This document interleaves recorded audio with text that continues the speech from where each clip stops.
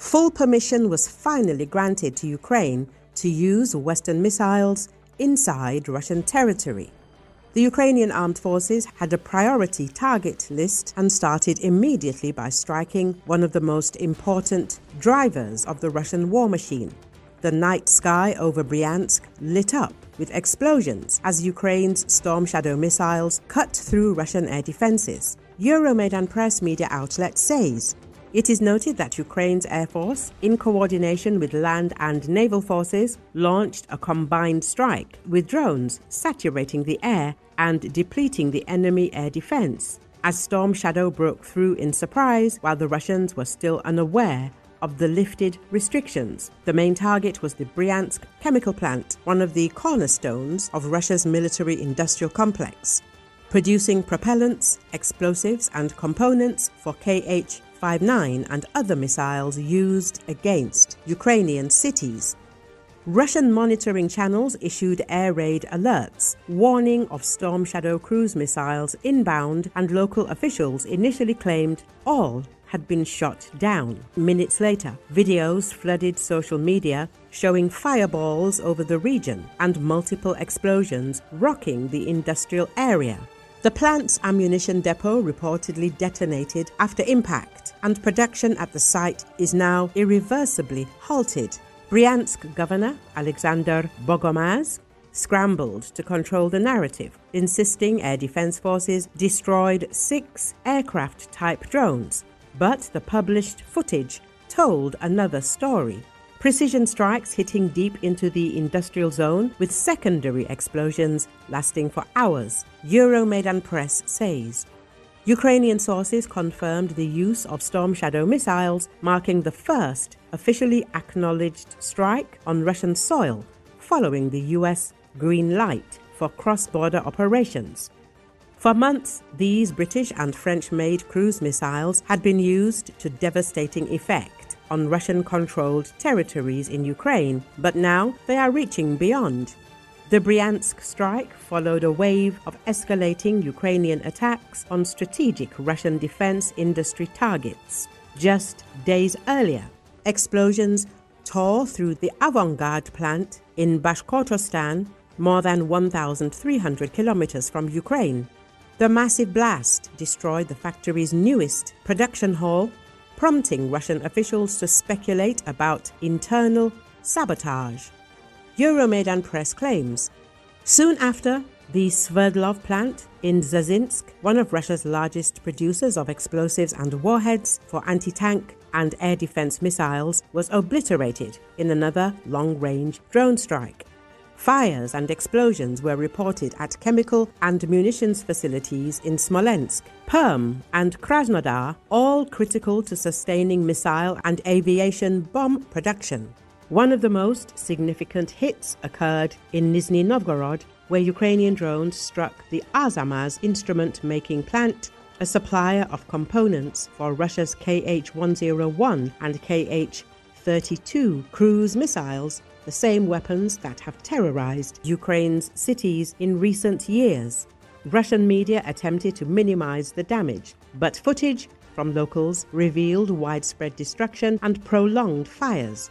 For Ukraine, the political and strategic implications of these strikes are enormous.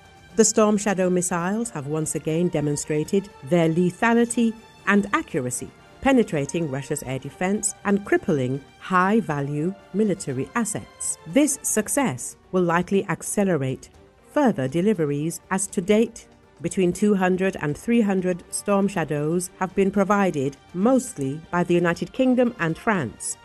Usage has been intense, with Ukrainian sources acknowledging that by early 2025, stocks were nearly depleted. Euromaidan Press says production at plants in Britain and France resumed this summer after a 15-year pause.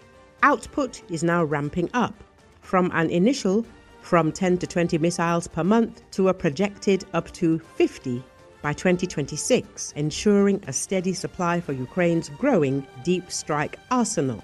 Storm Shadow's effectiveness lies in their combination of range, precision, and payload. With a 450-kilogram warhead, possibility to penetrate and then explode, and a range of 250 kilometers, They are made for taking down hardened targets like factories, bunkers, and depots, objectives that long-range drones cannot destroy completely. As Ukrainian strikes with Storm Shadow prove their worth, calls are growing across Europe to widen Ukraine's access to other long-range systems. The next potential breakthrough could come from Germany, as its Taurus missile, with 550-kilometer reach and advanced bunker-penetrating capability, would give Ukraine an even greater ability to cripple Russia's industry and command hubs far beyond the front.